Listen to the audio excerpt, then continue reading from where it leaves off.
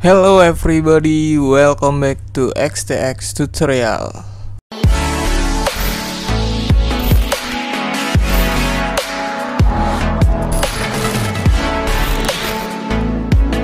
Nah, balik lagi sama XTX Tutorial di sini. Di video kali ini aku mau share ke kalian gimana caranya bikin color tone di Adobe Lightroom CC Mobile. Seperti foto di feed Instagramnya Costa Riza. Oke, langsung aja kita mulai videonya. Nah, buat kalian yang malas, kalian bisa download preset ini di link yang ada di description di bawah berikut video cara masukin preset ke dalam Adobe Lightroom CC Mobile.